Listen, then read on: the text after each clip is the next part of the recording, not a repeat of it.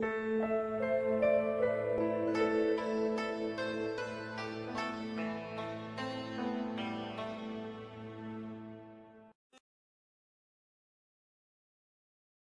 الرجيم.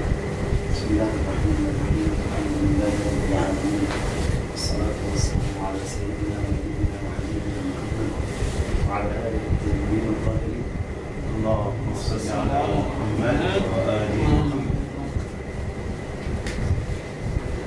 قلنا بأن الشيخ المطهر رحمه الله تعالى عليه عقد مدخلا تحديد موقع الفلسفة وتعريفه ببعض خصائص هذا العلم، أي فلسفة الوجود، وفي 6 نقاط تقريبا.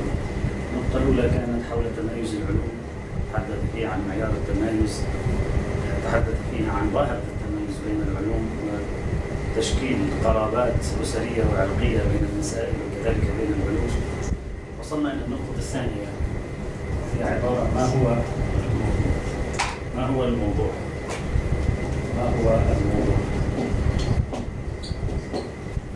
ما هو موضوع كل علم الذي على أساسه ذهب الكثيرون إلى القول بأن معيار التمايز والتقارب والتباعد بين العلوم هو موضوعات هذه العلوم. في أي علم من العلوم، سراح نعطي مثال على علم اعتباري كعلم النحو. مثلا أنت تقول الفاعل مرفوع، تقول المفعول به منصوب، تقول الظرف منصوب، المبتدا مرفوع. هذه مسائل علم النحو. ما هو موضوع علم النحو؟ كل مسألة فيها موضوع وفيها محمول. هذا موضوع المسألة الأولى، وهذا محمول المسألة الأولى. هذا موضوع المسألة الثانية مفعول به، وهذا محمول المسألة الثانية منصوب. هذا موضوع المسألة الثالثة الظرف، هذا محمول المسألة الثالثة منصوب. هذه كلها في طرف اليمين نسميها موضوعات المسائل.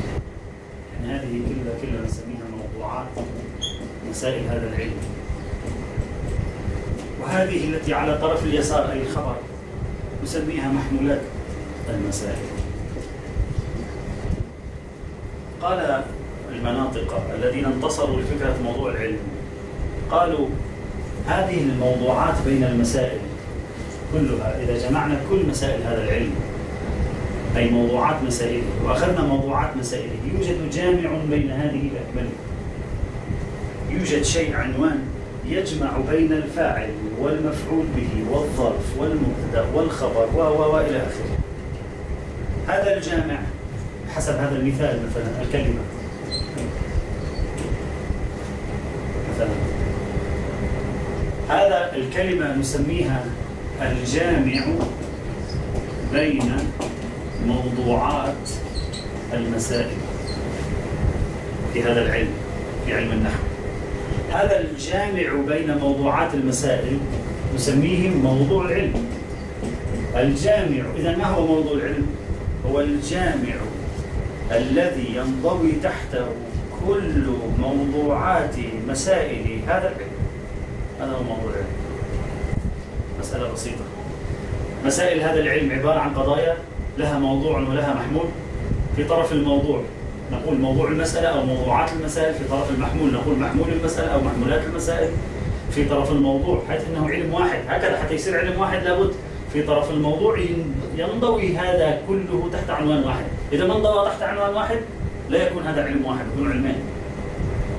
إذا انضوت كل موضوعات مسائل هذه الأبحاث تحت عنوان واحد صار هذا العلم علم واحد، وموضوعه هو الجامع بين موضوعات المسائل، أي العنوان الذي تنضوي تحته موضوعات المسائل.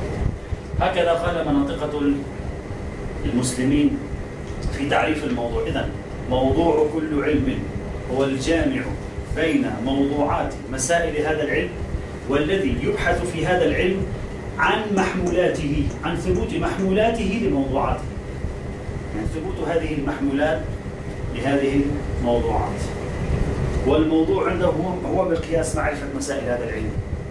مثلا كلمة الفاعل مرفوع، الفاعل كلمة، إذن هذا يندرج في النحو.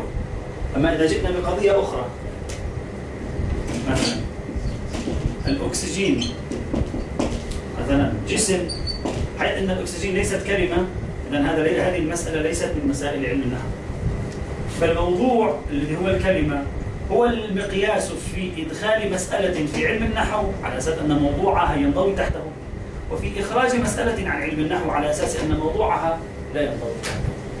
هذا هو الذي طرحه المناطق المسلمون في هذا الإطار. طيب. جينا الآن إلى إشكال، قالوا في مشكلة هون تواجه، طبعا الشيخ المطهري لا يدخل بجواب هذه المشكلة، لأن الدخول في جواب هذه المشكلة يحتاج 4 5 6 دروس بالحد الأدنى كما مر في الكفاية، لكن يطرح الإشكال ثم يقول قد ذكروا أجوبة على هذا الإشكال، يعطي خلاصة سريعة ويمر حتى لا يطيل في هذه المسألة. هنا هون في إشكال، في إشكال على النظرية المنطقية الإسلامية أو التي طرحها المسلمون، مناطق المسلمون، الذي طرحها المناطقة المسلمون. حاصل هذه الإشكالية سأجزئها إلى 3 أجزاء.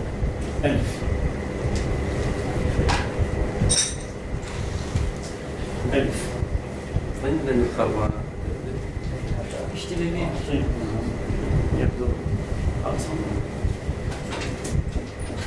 ألف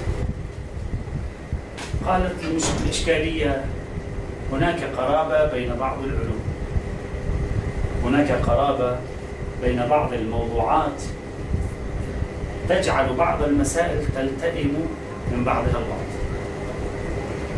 في قرابة، القرابة بين بعض الموضوعات، يعني قرابة بين بعض الموضوعات تجعلها تلتئم.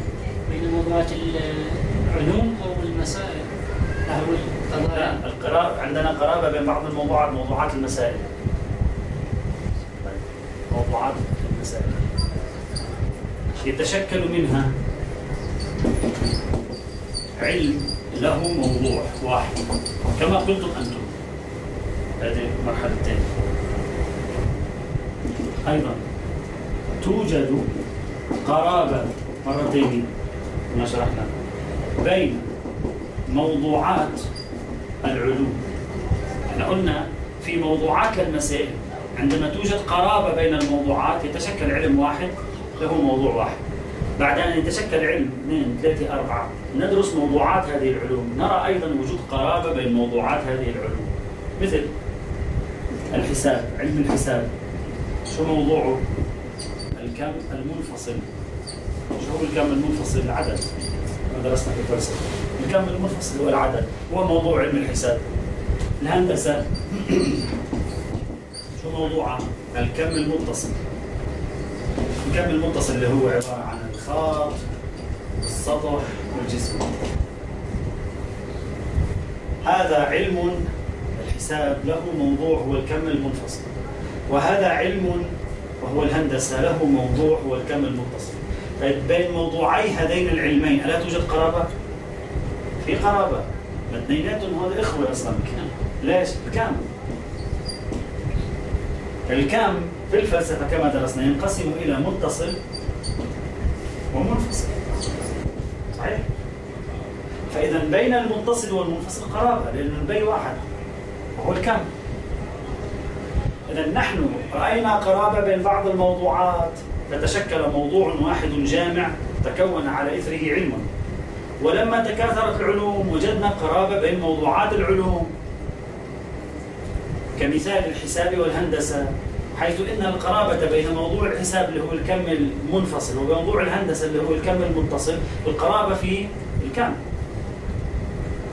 إذا أول قضية، هذا المقدمة الأولى في الإشكال، أول قضية هناك قرابة بين موضوعات العلوم المختلفة.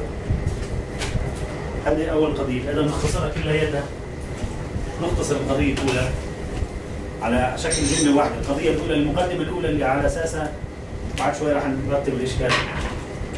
المقدمة الأولى وجود قرابة بين موضوعات بعض العلوم. هذه المقدمة الأولى. المقدمة الثانية، جينا للعلم الواحد اللي شو بدنا من العلوم؟ نجي لعلم واحد من العلوم. لكل علم موضوع، إذا جينا للموضوع، الموضوع أيضا له أقسام. حتى العلم الواحد موضوعه أيضا له أقسام.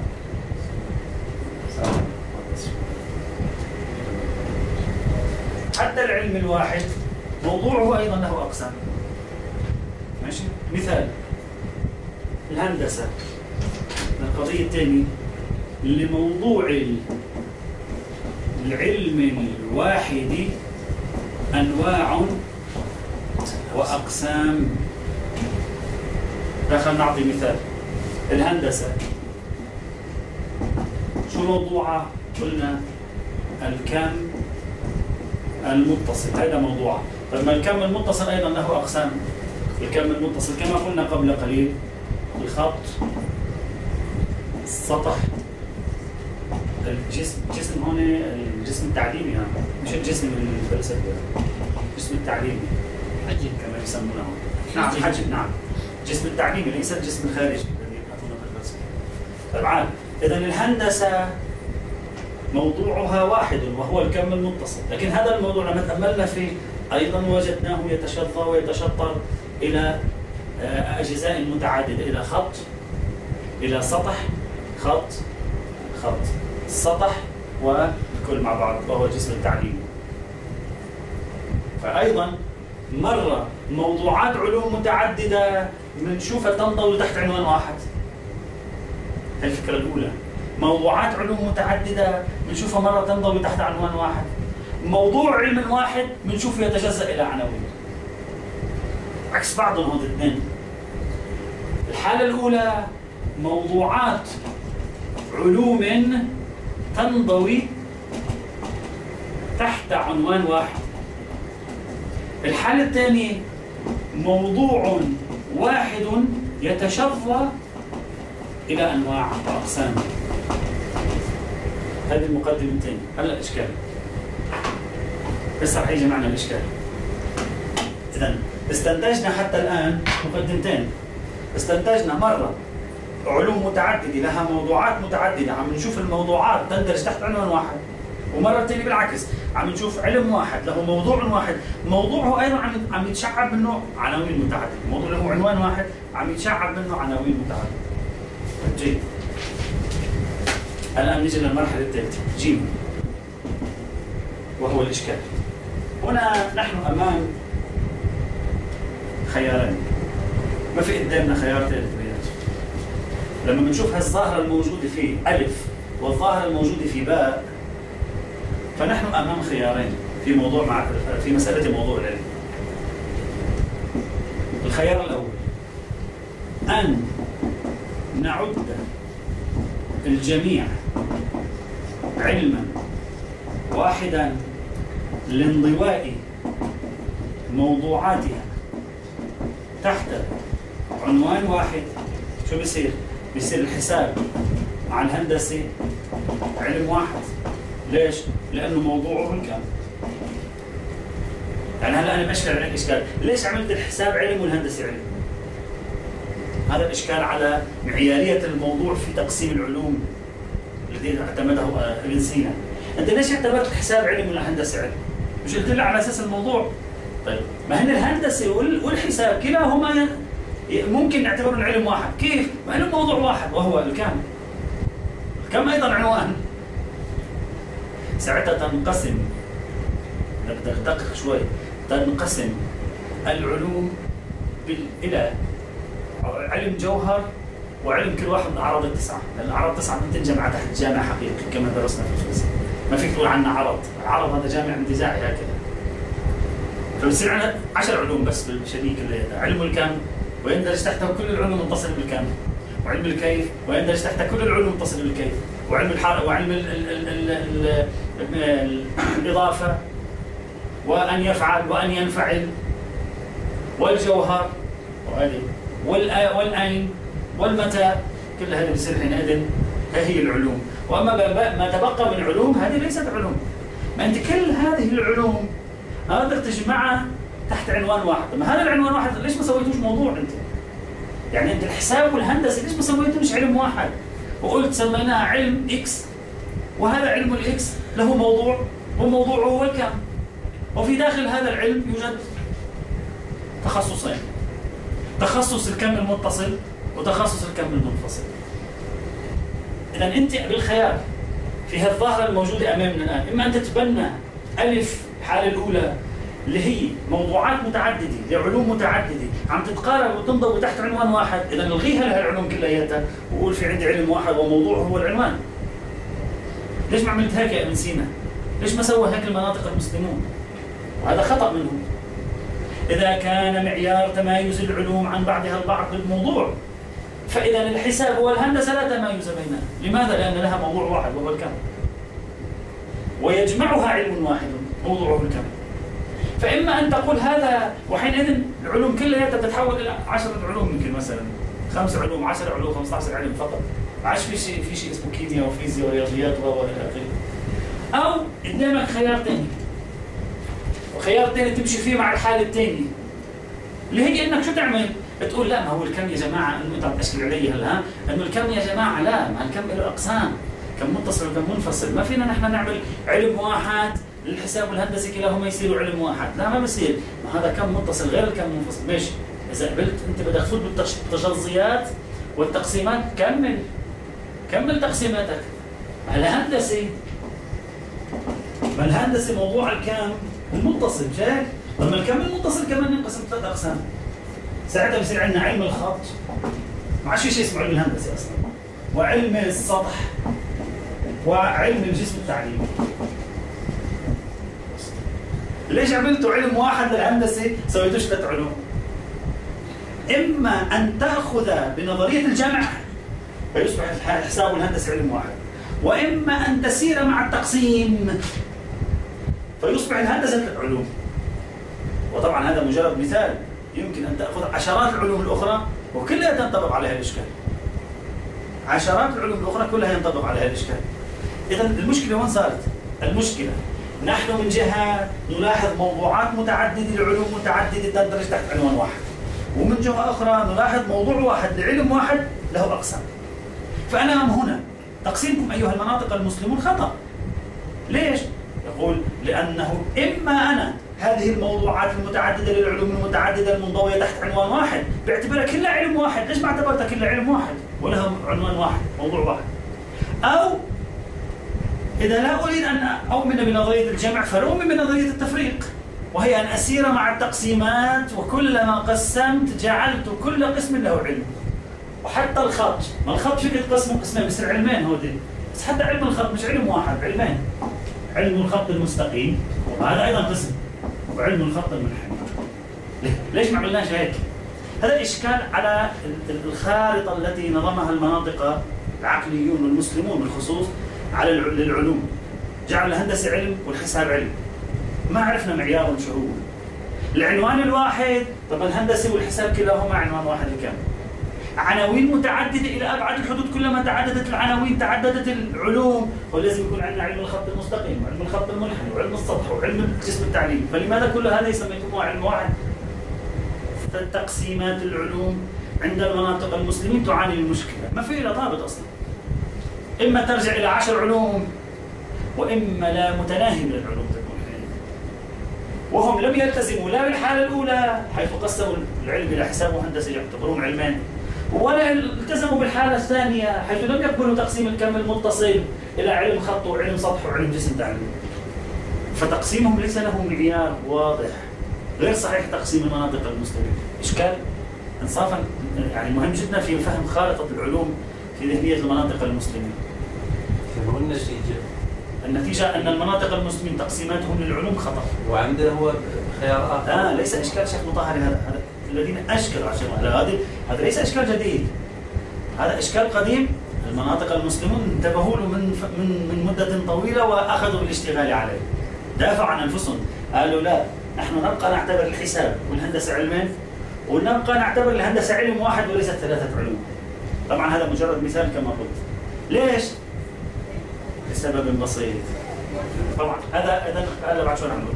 إذا ألف باء جيم إذا ألف الجيم واحد تنوين أن نعد الجميع علما واحدا، لانضواء موضوعاتها تحت عنوان واحد حساب الهندسي تحت علم الكم، أو أن نسير مع تقسيمات موضوع كل علم، نسير حتى النهاية، إذا في نهاية الله أعلم، حتى النهاية، ويتشظى كل علم إلى علوم ما شاء الله، مثل ما سوينا هذا. فإذا هذه نظرية في وضع خارطة للعلوم غير سوية. أضف إلى ذلك النقطة الرابعة والأخيرة، نقطة جزئية. لو قسنا الآن نحن العلوم بحسب تقسيمات المناطق المسلمين، بنشوف في بيناتها تداخل، في بين العلوم تداخل عجيب غريب. علم النبات ما ينضوي تحته علم الحيوان. مش الحيوان ما لا ينبت؟ شو النبات؟ النبات الذي ينمو هو الحيوان أيضا ينمو ويتحرك. فليش عملتوا علم الحيوان لوحده وعلم النبات سويته لوحده؟ بتقسيمات المناطق المسلمين هم منفصلين عن بعض. نحن راجعنا الخارطة التي رسمها المناطق المسلمون من ابن سينا إلى يومنا هذا، وجدنا بين العناوين التي ذكروها للعلوم الحقيقية التي اعتبروها منفصلة عن بعضها البعض، وجدنا تداخل رهيب. ويمثل المصنف بمثال واحد، النبات والحيوان. فعلا ما انتم النبات باصطلاحكم انتم ايها الفلاسفه المسلمون، النبات هو ما ينمو. النبات عنوانه النمو، والحيوان ايضا ينمو، الانسان ايضا ينمو. حتى العلوم المتصله بالانسان ايضا لا بد ان نفرضها. اذا قلت لي من حيث هو ينمو، طب ايضا البحث عن الحيوان من حيث هو ينمو، ايضا البحث عن الحيوان من حيث هو ينمو، انتم لا تبحثون في النبات.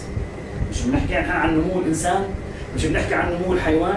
طب هذه لم تبحثوها في النبات، مع أن هذا بحث في الجسم بما هو نام، وهذا هو علم النبات. الجسم النامي موضوعه. فإذا النقطة الأخيرة التداخل بين موضوعات جملة من العلوم حسب الترتيب الذي وضعه المناطق المسلمون. هذا خلاصة الإشكال الرئيسي الذي توجه إلى الخارطة المعرفية التي وضعها العلماء المسلمون في تقسيم العلوم. المصنف يقول هذا الإشكال تنبهوا له منذ قديم الأيام. يمكن هن طرحوه، مش هن تنبهوا له، يكون هن طرحوه مثلا يعني.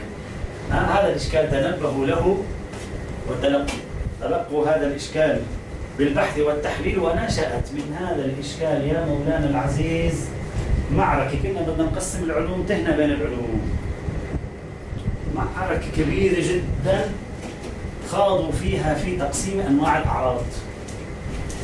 وهناك لذلك نحن بالكفاية ليش بندرس عن العرض الذاتي والعرض الغريب؟ لأنه هون في معركة ترجع إلى هذا الإشكال. لأن هذا الإشكال الجواب باختصار يقول الشيخ المطهري رحمه الله تعالى عليه، يقول نحن في موضوع. ما هو الموضوع؟ ما يبحث هو الجامع الذي يبحث في العلم عن عوارضه. هلا هيك نحن عبرنا. طبعا الجامع الذي يبحث في العلم عن عوارضه، ممكن تجعل الجامع عندي هذا الكم بصير هندسة الحساب واحد، وممكن تجعل الكم المتصل بصير هندسة غير الحساب. ما في جاب إشكال. أجابوا قالوا خليك معي شوي أنت يا مولانا، أنت مبين عليك بقيت هون صاحب الإشكال، بقي في الجملة كلها يتتركب من عوارضه. إحنا مش عم نحكي عن أي جامع يا جماعة، مش عم نحكي عن أي عنوان ينضوي تحته عناوين، عم نحكي عن عنوان هذا العلم يبحث عن شيء خاص فيه. شو هو هالشيء الخاص فيه؟ عوارضه. جينا لكلمة عوارضه. لا إله إلا الله. هذه العوارض حالات. العوارض قسموها إلى عارض أولي ذاتي، وعارض ثانوي يسموه كما درسنا في الكفاية غريب. لذلك شو عملوا بعد المناطق لما عرفوا موضوع العلم؟ قالوا ما يبحث في هذا العلم عن عوارضهم. أحسن، أضافوا كلمة الذاتية حتى يطلعوا من هذا الإشكال، لأن هذه التقسيمات الخط والسطح والكذا هذه ليست أمور ذاتية خصائص، عشان هيك ما عملناهاش موضوعات. بينما المتصل والمنفصل امتيازات ذاتية ليس امتيازات عرضية. لأن الاتصال والانفصال في الكم امتياز ذاتي صاروا علمان. لأن الخط والسطح والجسم التعليمي ليس الامتياز بينها ذاتيا، وإنما ذاتياتها واحدة، لذلك ما حولناهم لثلاث علوم. فإذا ليس موضوع كل علم ما يبحث في هذا العلم عن عوارضه، لازم نضيف عبارة ما يبحث في هذا العلم عن عوارضه الذاتية.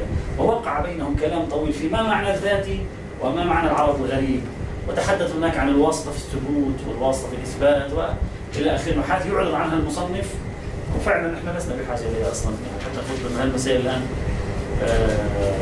في هذا الإطار. على أي حال،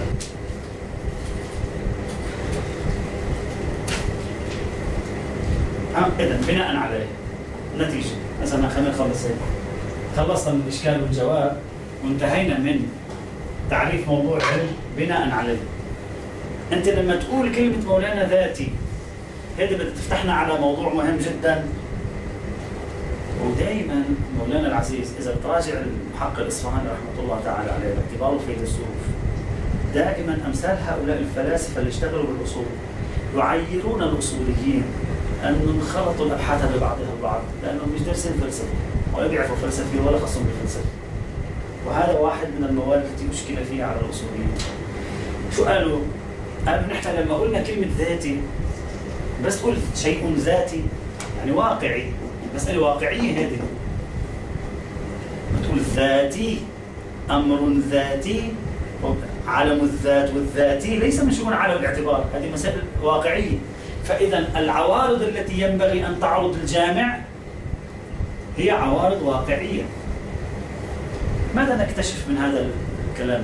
نكتشف أن المناطق، وهي النقطة اللي أشكل بعضهم فيها على علماء الأصول، المناطق المسلمون كانوا، وهي معي فيها منيح، كانوا بصدد تقسيم العلوم الحقيقية لا الاعتبارية. أصلا ما كانوا عم يحكوا عن الجماعة ما خصهم بالعلوم الاعتبارية، مثلا إطلاق وصف العلم عليها عندهم مشكلة عند بعضهم. درسنا هذا في مكان المنادر ويمكن في المنهج الجديد. إطلاق العلم على العلم الاعتباري عند بعضهم مشكلة أصلا، لا يضمنون أن يكون يسمى بعلم أصلا. أنت لما تقول العلم، موضوع العلم هو الذي يبحث في هذا العلم عن عوارض الذاتية، يعني هذا الموضوع وله عوارض ذاتية، يعني أمر واقعي هو هذا الموضوع، ليس أمرا اعتباريا. هذا الموضوع عبارة عن أمر واقعي وليس عبارة عن أمر اعتباري. إذا الجماعة ما عم يحكوا عن العلوم الاعتبارية التي موضوعاتها أمور اعتبارية. الفاعل مرفوع، أمر واقعي هذا. هذا اعتبارات هذه. شو الفاعل مرفوع أمر واقعي؟ ما فيش لا مرفوع ولا منصوب، هذه كلها اعتبارات. اعتبرته مرفوعا، اعتبرته منصوبا، هذه كلها اعتبارات من شؤون الجعل والمواضعة. لذلك شو قالوا؟ قالوا من هذه كلمة الذاتي التي تستبطن الواقعية نكتشف ونلاحظ أن المناطق المسلمين لما طرحوا هذا الموضوع وتحدثوا عنه، أصلا الجماعة ما كان أصلا العلوم الاعتبارية، كان يقصدون العلوم الحقيقية اللي هي عبارة عن، بتقسيمهم الرباعي شو هي؟ اللي هي عبارة عن الرياضيات والمنطقيات والطبيعيات والإلهيات. أما سائر العلوم اللي هي غير حقيقية هذا أصلا ليست مدرجة في الخارطة التي يبحثون عنها. خارج تخصصا عن موضوع البحث. فإذا لا علاقة للعلوم التي بناء عليه حيث أن علماء المناطق المسلمة يبحثوا في العلوم الحقيقية، والعلوم الحقيقية عندهم العلوم الحقيقية شو المعيار فيها؟ العلوم الحقيقية أمرين: الواقعية والكلية. ما في علم حقيقي إذا ما كانش بيحكي عن أمر واقعي. لما إذا بيحكي عن أمر اعتباري هذا ليس علم حقيقي. وما في علم حقيقي إذا ما فيش كليات، لأن العلم الحقيقي معياره في القانون الذي ينتجه، أي القاعدة الكلية. إذا ما في قاعدة كلية ليس علم. زيد موجود الآن في الدار، هي ليست مسألة علمية ولا تندرج في علم من العلوم. بناء عليه إذا العلم ليس واقعي يعني اعتباري، يكون خارج عن موضوع هذه المسألة، مثل الفقه، اللغة، القانون، النحو، الصرف إلى آخره. إذا العلم واقعي، موضوعه واقعي لكن ليس كلي، أيضا لا يدخل. مثل التاريخ ليس موضوع كلي، جنكيز خان سوى كذا وسوى، كلها جزئيات، هذه قضايا جزئية، موضوع جزئي ومحمول أيضا بيحكي عن أمر جزئي. مثل التاريخ، الجغرافيا، الجغرافيا هم جزئي، شو بيحكي عن قاعدة عامة بالجغرافيا، بنقول الجبل الفلاني كان موجود والجبل الفلاني كذا وتحده من السماء ويحده من الجنوب.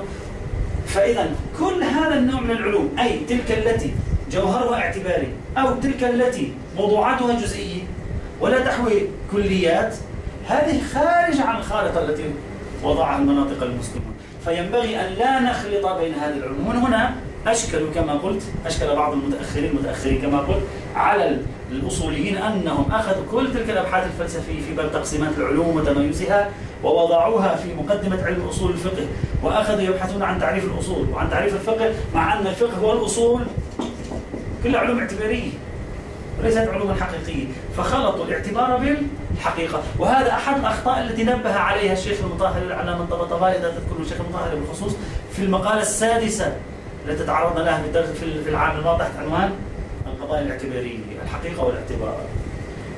هذا فيما يتعلق بالمسألة الثانية اللي هي ما هو موضوع العلم. المسألة الثالثة من مسائل التمييز.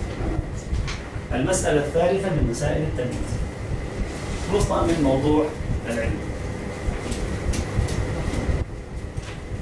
المسألة الثالثة المبادئ التصورية والتصديقية للعلوم. هذا عنوانه. عنوان المسألة الثالثة من مدخل البحث الذي وضعه الشيخ المطهري رحمه الله عليه، المبادئ التصورية والتصديقية للعلوم. هذه المسألة الثالثة. شو معنى هذا المصطلح؟ يقول له لابد أنك تحقق المبادئ التصورية وبعدين المبادئ التصديقية وبعدين كذا. هل المصطلح يتداول ليس في العلوم وحتى في المسائل، لكن المسألة لها مبادئها التصورية والتصديقية لابد من تحقيقها قبل الولوج فيها. شو معنى هذا المصطلح اللي من خلاله راح يدخل الشيخ المطهري إلى المبادئ التصورية والتصديقية للفلسفة؟ من خلاله راح يبلش يدخل إلى المبادئ التصورية والتصديقية للفلسفة. يقول الشيخ المطهري لهذه النقطة، يقول متى تتخذ المسألة في كل علم من العلوم، طبعا نحن نتكلم عن العلوم الحقيقية، متى تتخذ المسألة في كل علم من العلوم طابع القانون. القانون، يقول تتخذ طابع القانون عندما تكون كلية، عبارة عن مسألة كلية زائد يذعن بها الذهن، إما لبداهتها أو لقيام الدليل عليها. كان نسميها حينئذ قانون. كل مسألة في علم من العلوم تتحول إلى قانون عندما تكون كلية ويذعن بها الذهن إذعانا تاما، إما لبداهتها أي مجرد تصورها، تصور الموضوع المحمول، أو لقيام الدليل عليها. شو يعني يذعن بها؟ يعني يذعن بثبوت المحمول للموضوع اللي فيها. يجي لنا نقطتين. الإذعان اللي شرحناه الآن، من أين يأتي إذعان الذهن بالقضية حتى تتحول هذه القضية إلى قانون؟ إما حتى يتحقق الإذعان من أين؟ ألف، تصور واضح. كيف تذعن أنت بالقضية؟ يكون عندك تصور واضح عن الموضوع والمحمول. كل ما كنت عندك تصور واضح عن الموضوع وعن المحمول، كلما استطعت أن تصل إلى حسم في هذه القضية، سلبا أو إيجابا. زي ما بنحكي إنه بالتأكيد يعني سلب أو إيجاب. لذلك شو بيقولوا؟ كلما التصور، هذه تعبير مستخدم أحيانا في بعض كلمات الفلاسفة والمناطق، التصور كلما زاد، التصور يتبعه التصديق وجودا وجودة. كل ما كان تصورك للمسألة موجود كان التصديق موجود، يعني كان يمكن للتصديق أن يكون موجود. كلما كان تصورك للأطراف المسألة جيدا، يعني من الجودة جيدا، كان تصديقك بها أيضا جيدا ومحكما. إذا واحد أطراف الموضوع تصورات، يعني تعاريف الموضوع، بيعرف شو هو، ملتبس عليه أصلا مش عارف شو الموضوع، المحمول أنا مش فاهمان شو هو، النسبة اللي عم يحكوا عنها بين الموضوع والمحمول هو مش عم يتصورها بطريقة صحيحة، أكيد تصديقه راح يكون في خلل، راح يكون إما ما يحصل له تصديق، أو إذا حصل له تصديق لن يحصل له تصديق جيد محكم ومتقن. إذا حتى تذعن بقضية معينة لابد أن يكون لديك تصور واضح عن أطراف هذه القضية، عن موضوعها، عن محمولها. وكثير من الأخطاء في مرحلة التصديق تكون ناتجة عن أخطاء في مرحلة التصور. لا يحصل الإنسان فهم للموضوع فيحكم حكما خاطئا. هذه النقطة، هذا الشرط الأول. إذا الشرط الأول حتى يصير فيه قانون علمي أن يكون عند الإنسان تصور واضح لأطرافه. الشرط الثاني وجود دليل يثبت النسبة بين الموضوع والمحمول. لازم يكون في دليل. أنت حتى تأخذ قانون يصير عندك قانون علمي، في المرحلة الأولى لازم تتصور الأطراف تصورا جيدا، وفي المرحلة الثانية لازم تبحث عن دليل يثبت النسبة بين الأطراف. فإن تصورتها تصورا جيدا ثم عثرت على دليل يثبت النسبة حصل لديك علم بالقاعدة الكلية التي يدعن بها الذهن، أي حصلت على قانون علمي. هذا ما يريده ثلاثة. التصورات تتكفل بها في المنطق التعاريف، ليس في المنطق، في العلوم أيضا. التعاريف من هون مهم جدا واحد يشتغل على التعاريف. مهم جدا المصطلح لا يظل غائم. هنا خطورة المصطلحات الهلامية، لا سيما في عصرنا في الأوساط الجديدة.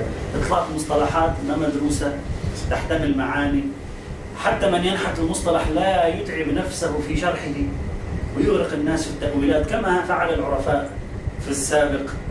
هم نحتوا مصطلحات ما شرحوها ليس لظروف وأسباب، وتاهت الناس وتاه أبنائهم أيضا في فهمها. أهم قضية في العلوم التعريفات. ليش؟ لأنه البناء التحتي هو التصورات. فالتصورات الواضحة عن الموضوع والمحمول من يتكفلها؟ التعاريف في العلوم، ليس بحث التعريف في المنطق. شيخنا لا يختلط الأمر عليك، لا نقصد بحث التعريف في المنطق، لا، التعاريف التي في العلوم للمصطلحات للمفردات مهم جدا. من هنا أهمية الموسوعات، أهمية المعاجم، أهمية وضع مصطلحات في أول البحث تريد أن تكتبه، تحدد ماذا تريد من عناوين البحث، من مفردات البحث الأساسية. ها أهميتها. ليش؟ حتى تحقق المبادئ التصورية للموضوع، وحتى تقترب أنت والطرف الآخر من عملية مشتركة، ويصير في عندنا يعني تيه في الموضوع. التعاريف في العلوم، ليس لا أقصد التعاريف في بحث التعريف في المنطق. هذه نسميها مبادئ تصورية. هذه يسموها مبادئ تصورية. بيجي عندنا بعد التصورات المستند والمعتمد وما يقوم عليه الإذعان. هذا اللي سميناه وجود الدليل. هذا نسميه مبادئ تصديقية. مبادئ تصديقية. إذا صار عندنا نوعين من المبادئ، مبادئ تصورية وهي عبارة عما يتكفل تقديم تصورات واضحة عن أطراف القضايا، ومبادئ تصديقية وهي عبارة عن البنيات التحتية، نستخدم هذا التعبير اليوم، البنيات التحتية التي تقوم عليها المسألة. بس يصير عندك تصور واضح عن المسألة مع قناعة تامة بالبنيات التحتية التي تقوم عليها المسألة، يمكن أن تلج في المسألة وتحصل فيها على يقين. أما إذا كان عندك خلل في التصورات في مشكلة. إذا ما كنت حاطط البنيات التحتية التي عليها تقوم هذه المسألة، إذا أنت ما كنت مثبت وجود الواقع الخارجي مثلا، ما كنت مثبت وجود الواقع الخارجي، فكيف ستقيم علم الكيمياء وعلم الفيزياء؟ على ماذا؟ مش واقع خارجي حتى تحكم علم الكيمياء والفيزياء عليه. فلا بد تكون البنيات التحتية مفروغ عنها، ثم بعد ذلك تأتي المرحلة اللاحقة. وهذه يسموها المبادئ. المبادئ التصديقية تنقسم إلى قسمين: متعارفة، مبادئ متعارفة أو أصول متعارفة، وأصول موضوعة. هذا تقسيم المناطق المسلمين، كلها خارطة المناطق المسلمين. المبادئ التصديقية عندهم قالوا تنقسم إلى أصول متعارفة وإلى أصول موضوعة. الفرق بيناتهم بسيط وواضح، مر معنا هذا المصطلح. الأصول المتعارفة قضايا تقوم عليها مسائل العلم وتعتبر بديهية مش نظرية. قضايا تقوم عليها مسائل هذا العلم وتعتبر مسائل بديهية، مثل استحالة اجتماع الناقضين. هي قضايا يقوم عليها علم مثل علم الفلسفة ولا يبرهن عليها، تعتبر مسألة بديهية، تفرض أنها مسألة بديهية. استحالة اجتماع النقيضين بنسميها أصل من الأصول المتعارفة، في كل العلوم هي أصل من الأصول المتعارفة. لماذا؟ لأن كل العلوم تقوم عليها، لا يمكن بناء تصديق من دونها، وفي نفس الوقت هي مسألة بديهية. لذلك كل قضية تقوم عليها مسائل علم من العلوم وتعتبر بديهية نسميها أصلا متعارفة. أما الأصول الموضوعة فهي عبارة عن قضايا تقوم عليها مسائل علم وليست بديهية، مش بديهية، تحقق وتبرهن. وهذه الأصول الموضوعة مرة نفرض فرض مش عندنا برهان عليها، افتراض، ومرة نكون برهنا عليها. لكن أين نبرهن عليها؟ نبرهن عليها في علم آخر. يعني مثلا أنا أبرهن في علم آخر على مسألة، ثم إذا جئت إلى العلم الثاني أبحث في قضايا العلم الثاني مبنية على تلك المسألة التي برهن عليها في العلم الأول، فيكون العلم الأول في سلسلة المبادئ للعلم الثاني، وهذا كثير موجود. فإذا صار عندنا التصورات اللي هي مبادئ تصورية، باب التعاريف. المبادئ التصديقية تنقسم إلى قسمين، إلى أصول متعارفة هي قضايا يقوم عليها التصديق بالعلوم بمسائل العلم لكنها تعتبر بديهية باستحالة اجتماع النقيضين، وأصول موضوعة وهي قضايا تقوم عليها مسائل هذا العلم لكنها لا تعتبر بديهية، وهي على نوعين: إما مفروضة بتصير مصادرة مفروضة فرض ما في دليل عليها، أو مبرهنة في علم آخر، واحد من الاثنين. هذه نسميها المبادئ التصورية والتصديقية للمبادئ التصورية والتصديقية للعلوم والأصول الموضوعة وغير الموضوعات. البحث الرابع يأتي إن شاء الله تعالى، والحمد لله.